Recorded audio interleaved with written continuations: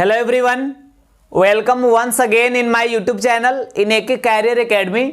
तो देखिए, अभी हम लोग क्लास 10th के मैथ्स को पढ़ रहे हैं, जिसमें पहला चैप्टर रियल नंबर्स पढ़ाया जा रहा है। और इसमें पिछले 3 वीडियोस में हम आपको रियल नंबर से रिलेटेड कुछ ऑब्जेक्टिव क्वेश्चंस का प्रैक्टिस कराए हैं। और ऑब्जेक्टिव चूंकि काफी इंपॉर्टेंट है, बिकॉज आज एग्जाम में हमारे 50% ऑब्जेक्टिव क्वेश्चन का ही आंसर देना होता है। आज भी हम लोग ऑब्जेक्टिव क्वेश्चन का ही प्रैक्टिस करेंगे, जो थोड़ा एडवांस लेवल का होगा। हालांकि इसको आप समझिएगा बढ़िया से, आपको पूरी चीज समझ में आएगा। और ये भी एग्जाम में कभी कभी पूछ दिया जाता है ऐसे क्वेश्चंस। तो आइए इसको स्टार्ट करते हैं। तो देखिए, सबसे पहला क्वेश्चन है हमारा, काफी आसान है। ये जो 4 क्वेश्चन हम दिए हैं, फर्स्ट 4 क्वेश्चन, ये काफी आसान है। इसके बाद जो है धीरे धीरे इसका लेवल हम बढ़ाएंगे। तो देखिए, पहला क्वेश्चन है, यदि x = 2 के पावर 3 × 3 के पावर 2 × 5 तथा y = 2 के पावर 2 × 3 × 5 के पावर 2 × 7 है, तो x और y का HCF ज्ञात करें। कितना आसान है बनाना इसको, आप ध्यान से समझिएगा। x = 2 के पावर 3 है, यानी 2 × 2 × 2, 3 के पावर 2 है, इसका मतलब 3 × 3, और 5 के पावर 5 है केवल, तो × 5 लिख दिए। और फिर y = 2 के पावर 2, यानी 2 × 2, फिर 3, और फिर 5 के पावर 2, यानी 5 × 5। हमें HCF फाइंड करना है, तो दोनों में जो कॉमन होगा उसी को HCF बोलेंगे ना। तो ये कॉमन है, ये कॉमन है, और फिर ये कॉमन है, यानी हो गया मेरा HCF = 2 दूना 4, और 1 मिनट, ये भी कॉमन है। तो फिर क्या होगा, 2 × 2 × 3 × 5, तो हो गया 2 दूना 4, 4 3 12, 12 25 60, यानी मेरा आंसर जो है ये होगा 60। तो ऑप्शन सी में ये मैच कर रहा है, तो सी मेरा सही हो जाएगा। अब देखिए, इसके बाद और आगे चलते हैं और आते हैं हम 32 पे, 32 नंबर पे। ये भी आसान है। यहां पे दिया हुआ है a = 2 के पावर 2, यानी 2 × 2, 3 के पावर 3, यानी 3 × 3 × 3 × 5, और फिर b = दिया हुआ है 2 के पावर 2, यानी 2 × 2, 5 के पावर 2, यानी 5 × 5, और फिर 7। तो देखिए, इसका एलसीएम फाइंड करना है। कितना आसान है, पहले आप HCF ही फाइंड कीजिए ना। ये 2 कॉमन है, फिर यहाँ ये 2 कॉमन है, और फिर ये 5 कॉमन है, और कुछ भी कॉमन नहीं है। तो जो कॉमन है पहले आप उसको गुणा कीजिएगा, तो HCF निकलेगा, यानी HCF = 2 × 2 × 5, तो हो गया 2 दूना 4, और 4 25 20, ये हो गया मेरा HCF। लेकिन हमें पहुंचना है LCM तक। तो जो HCF निकाले हैं ना आप, इसको पहले लिख देंगे 20 गुने, और देखिए जो कॉमन नहीं है अब इसको लिखिए। तो क्या क्या कॉमन नहीं है, 3 × 3 × 3 गुने 5 गुने 7। अभी सबको गुना करेंगे तो फिर मेरा एलसीएम निकल जाएगा। देखिए, ये 20 20 23 60 60, और 1 मिनट, ऐसे गुना कीजिए, 20 25 100 100 3 300, 300 में 3 से गुना कीजिएगा, 900 900 में 3 से कीजिएगा तो 2700। तो ये हो गया 2700 × 7। अब देखिए, 7 0 0 7 0 0 749 का 9 हासिल 4 7 2 14 4 18, यानी मेरा आंसर होगा 18,900। तो ऑप्शन सी में ये दिख रहा है, तो ये मेरा सही होगा। अब आइए, नेक्स्ट क्वेश्चन है 33, इसको हम बनाते हैं। 33 जो है काफी आसान है, बस क्वेश्चन इस टाइप का हम पहले कभी देखे नहीं होते हैं, जिसके चलते बनाने में कंफ्यूजन होता है और बना नहीं पाते हैं। लेकिन एक बार अगर इस क्वेश्चन को हम बना ले तो फिर आपको हमेशा याद रहेगा। देखिए, 3 संख्याएं 1:2:3 के अनुपात में है, और उसका मसब 12 है, तो संख्याएं कौन कौन सी है। फिर से देखिए, 3 संख्याएं हैं इस रेशियो में, तो हम यहां लेट करते हैं, माना कि पहली संख्या इज इक्वल टू 1 है, तो x मानेंगे। और फिर दूसरी संख्या इज इक्वल टू 2x, और तीसरी संख्या is equal to 3x। Because जैसा रेशियो दिया गया रहता है वैसे ही हम नंबर्स को मान लेते हैं। तो यहाँ तीनों संख्याएं हम मान लिए, और इसका मसद दिया है 12।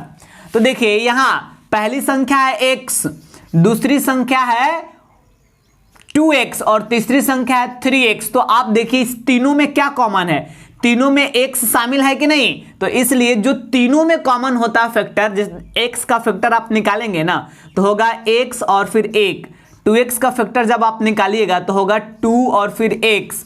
इसका फैक्टर जब आप निकालिएगा तो 3 और फिर x, तो इसमें देखिए तीनों में कॉमन क्या है, तीनों में x कॉमन है, तो इसलिए मेरा HCF क्या हो जाएगा, HCF जो है मेरा x हो जाएगा। और लेकिन क्वेश्चन में जो HCF है ये कितना दिया हुआ है, 12 दिया है। क्वेश्चन में जो HCF दिया है ये दिया है 12। इसका मतलब ये हुआ कि x का वैल्यू कितना हो गया, 12, बिकॉज हम लोग का HCF आ रहा है x और क्वेश्चन में जो HCF दिया है वो कितना दिया है, 12। इसका मतलब x जो है ये 12 के बराबर है। हमें क्या करना था, तीनों संख्याएं निकालना था।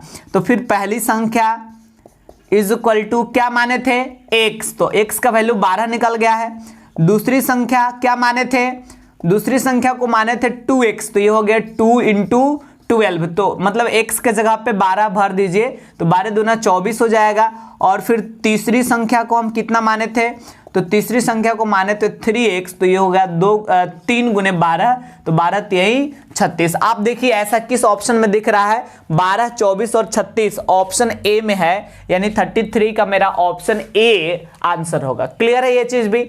अब देखिए इसके बाद हम लौटते हैं 34 पे, और ये कह रहा है दो संख्याओं का अनुपात 3:4 है और उसका एलसीएम 120 है, तो दोनों संख्याओं का योगफल ज्ञात करें। ये भी लगभग इसी टाइप का क्वेश्चन है, आप समझिए बढ़िया से।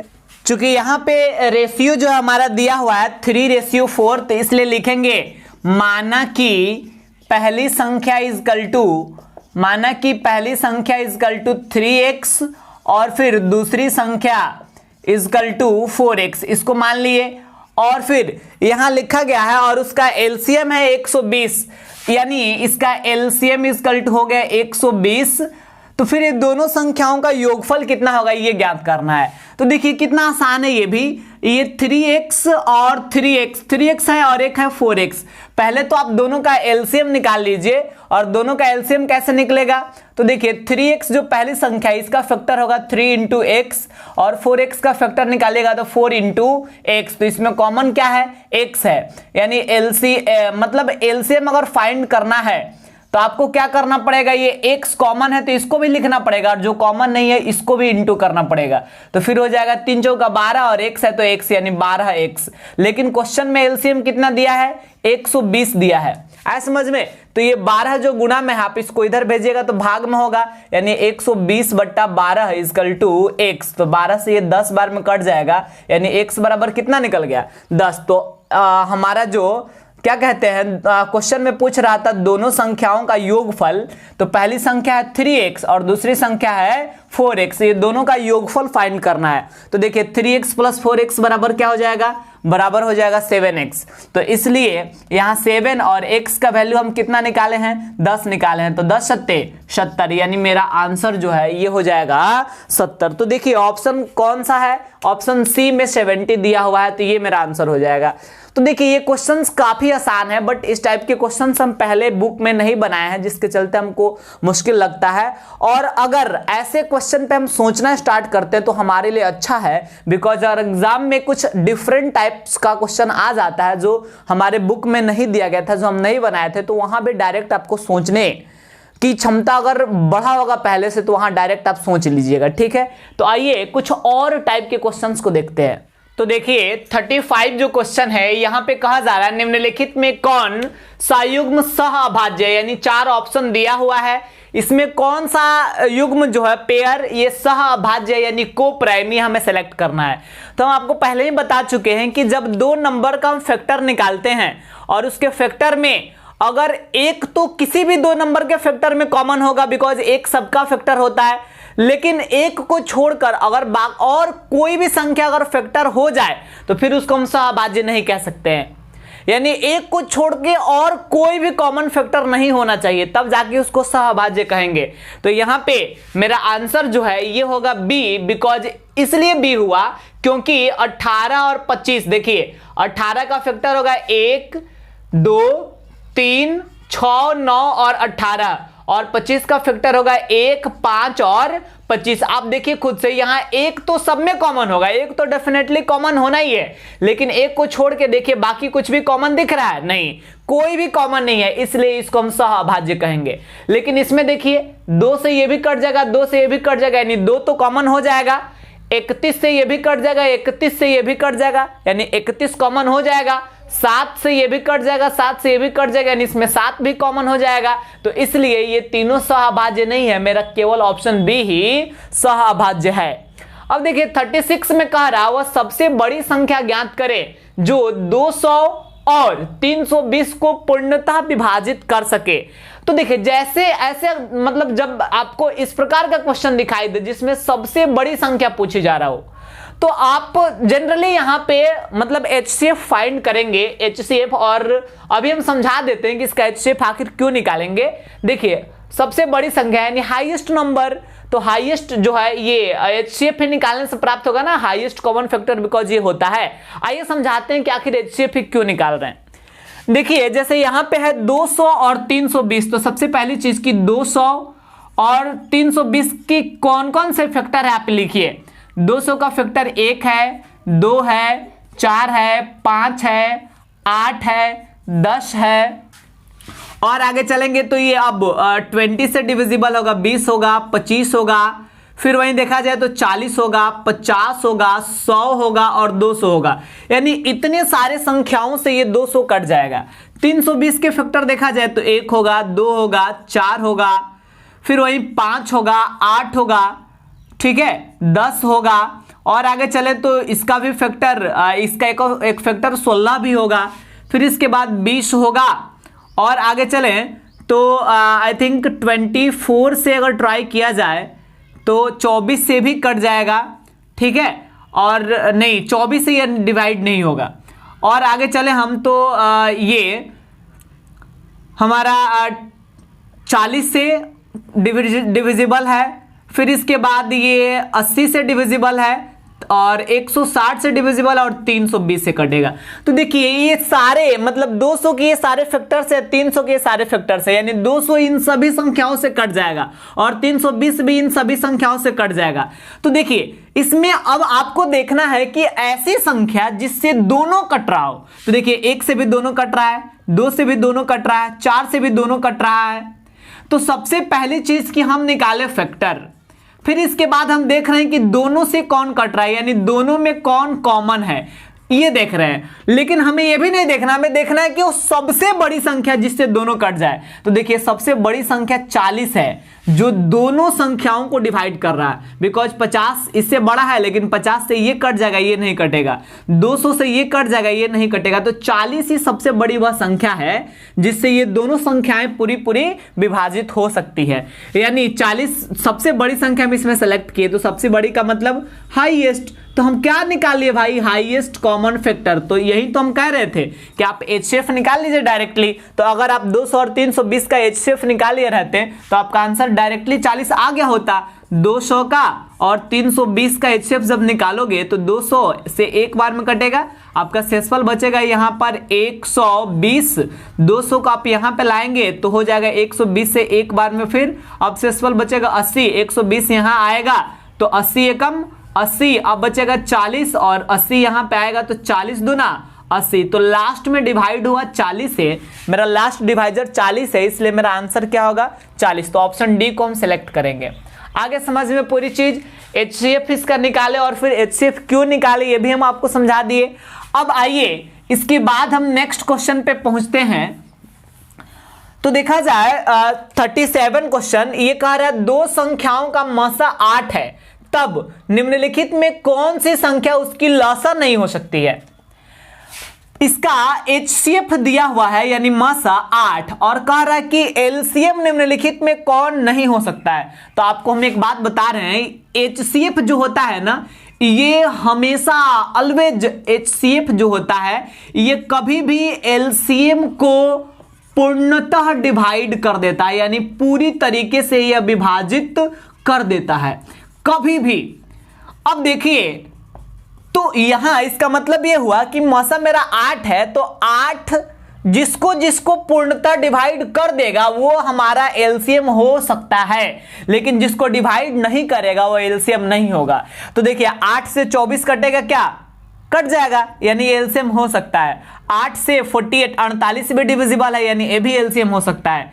8 सत्ते 56, यह भी एलसीएम हो सकता है, लेकिन 8 से ये जो 60 है 60, ये नहीं कट सकता, ये डिविजिबल नहीं है, इसलिए हमारा यही जो है एलसीएम नहीं हो सकता है। आए समझ में? अब आपके मन में सवाल आ रहा होगा कि सर आप किस प्रकार कह सकते हैं कि एचसीएफ हमेशा एलसीएम को डिवाइड कर ही देगा। तो आइए आपको एक एग्जांपल से समझाते हैं। जैसे मान लीजिए कि हम लिखते हैं 24 और यहां लिखते हैं हम आपको 40, ये दोनों का एचसीएफ और एलसीएम दोनों निकालते हैं। तो देखिए इसका जब आप पहले फैक्टर कीजिए, 2 से 12 बार में, 2 से 6 बार में, 2 से 3 बार में और 3 से 1 बार में, 2 से 20 बार में कटाइएगा, 2 से 10 बार में, 2 से 5 बार में और 5 से 1 बार में। 24 का फैक्टर निकाले तो 2 गुने 2 गुने 2 गुने 3 आया, और 40 का फैक्टर निकाले तो 2 गुने 2 गुने 2 गुने 5 आया। तो देखिए इसमें ये तीनों कॉमन है ना, ये तीनों कॉमन है, तो जो कॉमन होता है उसको हम बोलते हैं एचसीएफ। 2 दूना 4, 4 दूना 8, और जो कॉमन एलसीएम जब निकाल रहे होते हैं तो जो हमारा एचसीएफ आया रहता है उसको पहले लिख देते हैं, और जो मतलब कॉमन नहीं होता बाद में उससे इनटू करते हैं। तो आप सोचिए इसको गुणा करने पर कुछ भी आए, ये 8 से तो डिविजिबल होना ही है, बिकॉज एलसीएम फाइंड करते वक्त हम 8 जो एचसीएफ मेरा आया था उससे भी इनटू किए। तो अगर किसी भी दो नंबर का एलसीएम निकाल रहे होंगे तो उसका एलसीएम निकालने के लिए उसका जो एचसीएफ आया होगा सबसे पहले तो आप उससे गुणा करना पड़ेगा। तो जब आप उस संख्या से गुणा कर दीजिएगा तो फिर कटना ही है उस संख्या से, तो इसलिए आपको इसका आंसर जो हमारा 60 होगा, बिकॉज 8 जो है 60 को डिवाइड नहीं कर पा रहा है।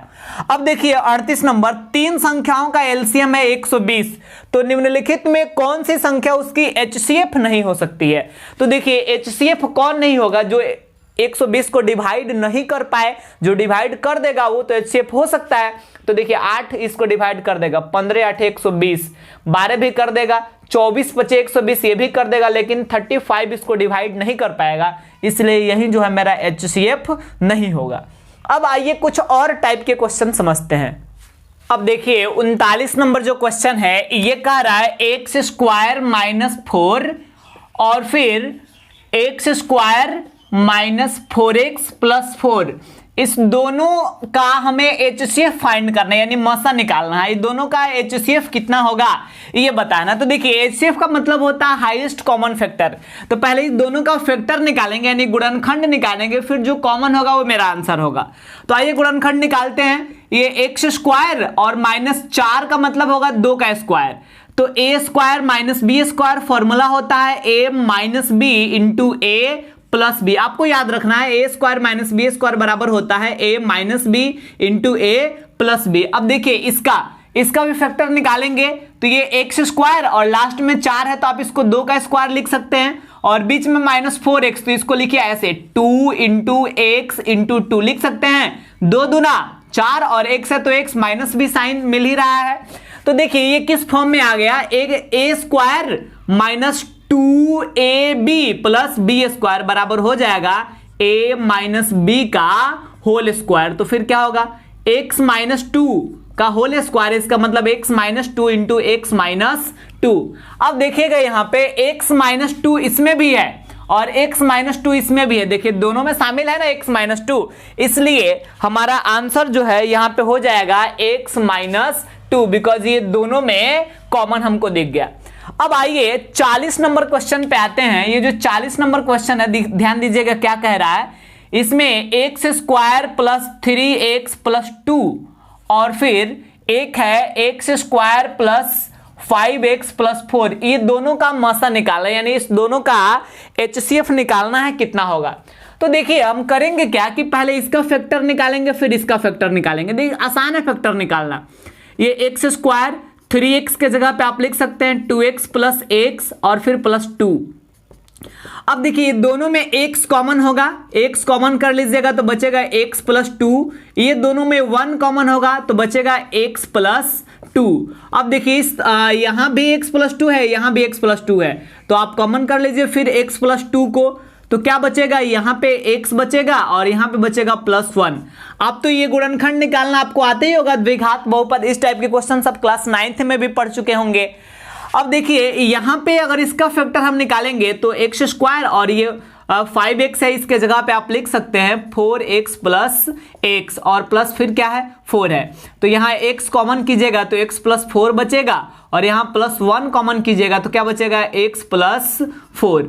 फिर x प्लस 4 कॉमन कर लीजिएगा तो यहाँ पे बच जाएगा x और यहाँ पे बच जाएगा प्लस 1। अब देखिए इस दोनों का फैक्टर निकालिए और फिर जो कॉमन होगा वो हमारा आंसर होगा।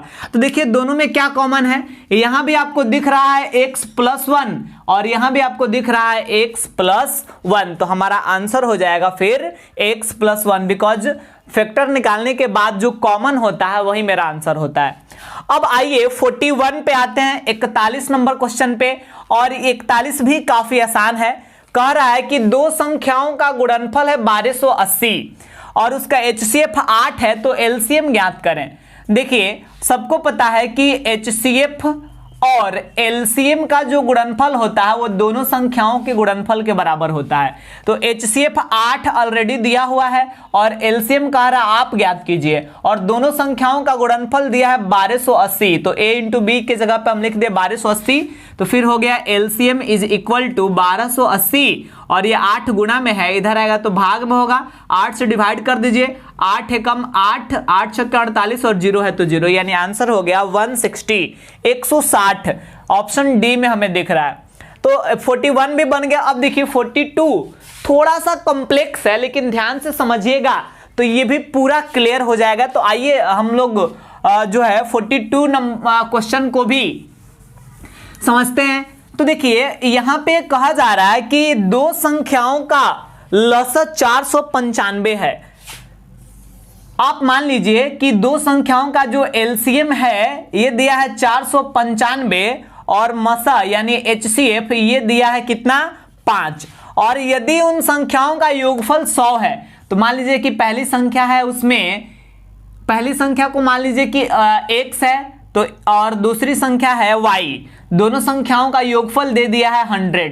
फिर से देखिए LCM 495, HCF दे दिया 5 और उन संख्याओं का योगफल, दो संख्या है 100 है योगफल, तो पहली संख्या x मान लीजिए, दूसरी संख्या y मान लीजिए, दोनों संख्याओं का योगफल दे दिया है 100 और क्वेश्चन में कह रहा है कि उसका अंतर ज्ञात कीजिए, यानी आपको इसका डिफरेंस फाइंड करना है कि दोनों संख्याओं का अंतर क्या होगा। देखिए मुश्किल नहीं है, बढ़िया से समझिएगा तो ये तुरंत आपको समझ में आ जाएगा।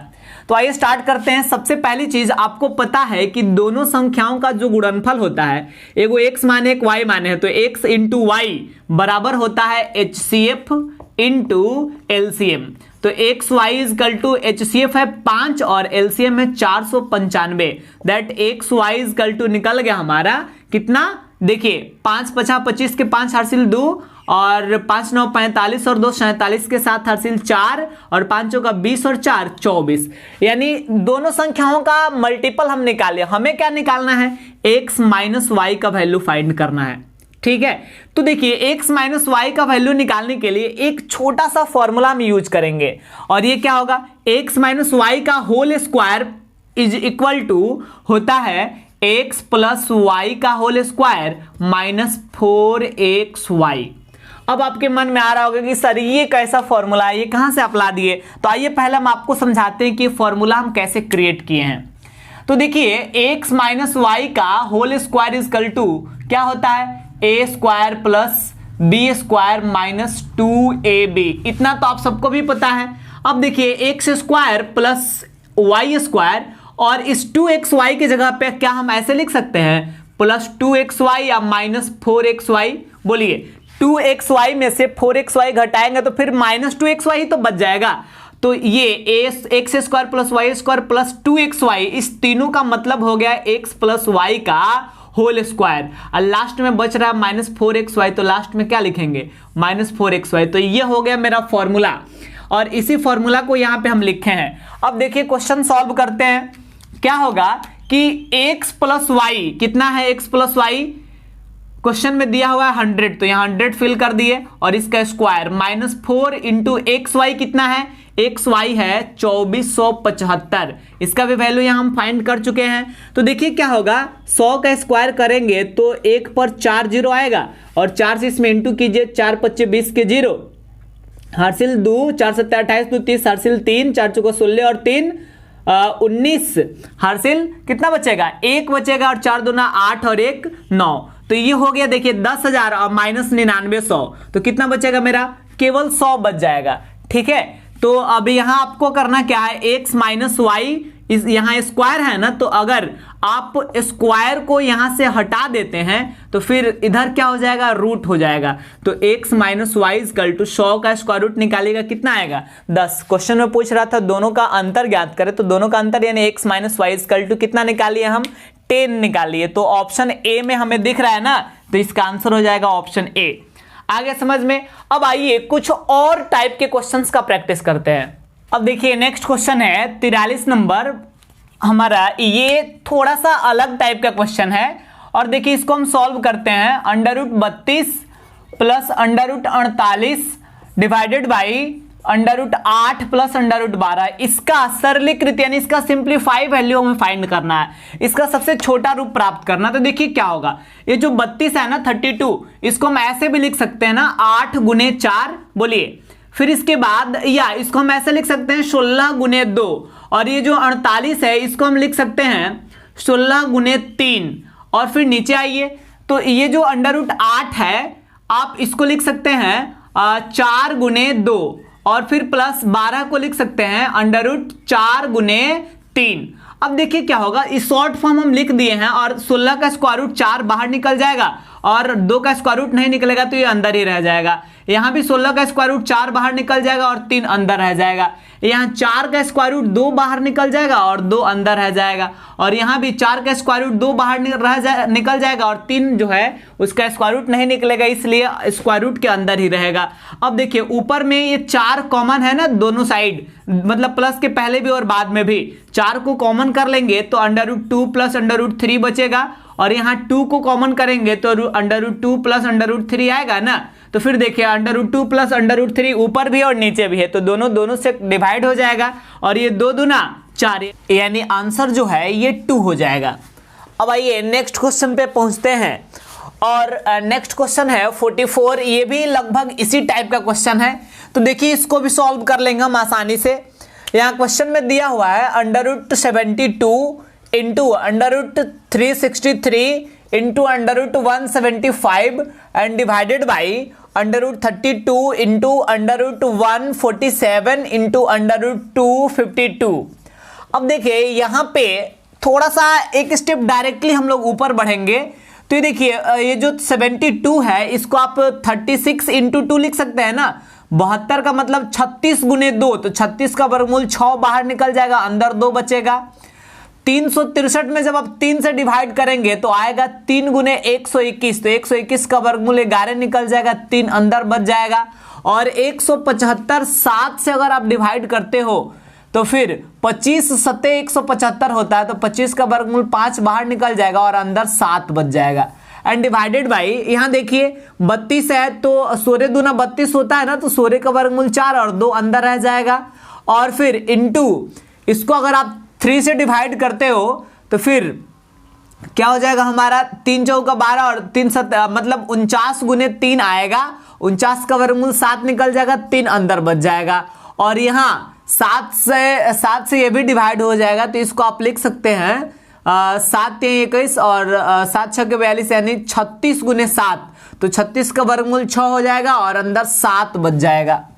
अब यहाँ पे देखा जाए तो रूट 2 से रूट 2 कट मतलब डिवाइड हो गया, रूट 3 से रूट 3 और रूट 7 से रूट 7, तो हमारा आंसर क्या बचेगा। यहाँ देखिए कुछ और, ये 6 से 6 भी डिवाइड हो जाएगा, तो फिर 11 पचे 55 और फिर नीचे 4 सत्ते 28, यानी मेरा आंसर हो गया 55/28। तो देखिए किस ऑप्शन में आपको दिख रहा है 55/28, ऑप्शन ए में दिख रहा है, तो ये मेरा सही आंसर होगा।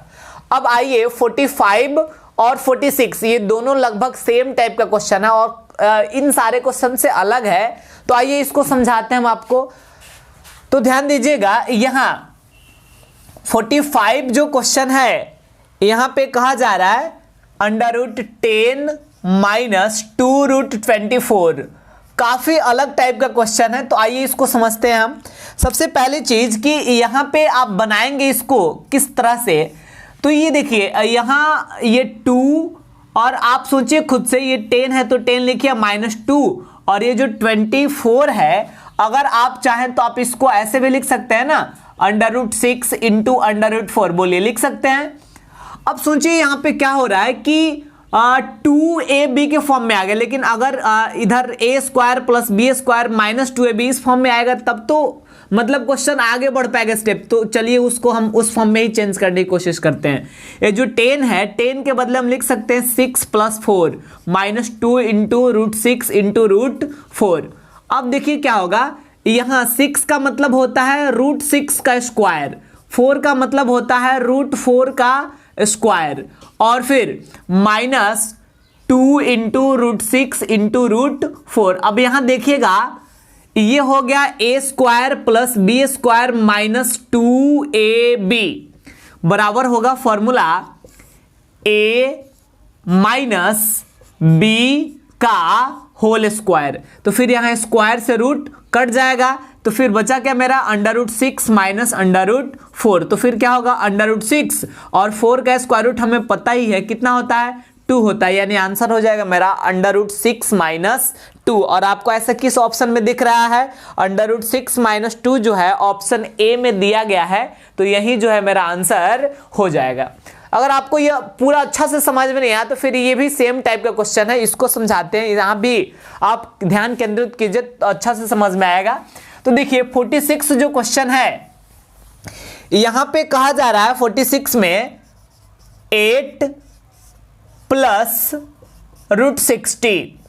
अब देखिए यहां पे इसको अगर हम सॉल्व करेंगे तो फिर होगा क्या, यहां 8 है तो आप 8 ही रहने दीजिए, और ये 60 है ना, तो 60 का मतलब 15 चौका 60 होता है ना, तो 4 का वर्गमूल आपका 2 निकल जाएगा और अंदर बच जाएगा 15। फिर से समझिए, ये जो √60 है, 60 के बदला आप ऐसे भी लिख सकते हैं 15 × 4, तो 4 का वर्गमूल 2 बाहर निकल जाएगा और 15 अंदर ही बच जाएगा। अब देखिए यहां पे 8 है और यहां √15 है, तो यहां कुछ ऐसे सोचना होता है कि √15 है तो इसमें आपको प्लस करना है, और फिर यहाँ इंटू करना है और यहाँ प्लस करना है, तो 5 में 3 अगर जोड़िएगा तो 8 हो जाएगा और 5 यही 15 भी हो जाएगा। तो आप ऐसे ही इसको क्लासिफाई कर लीजिए।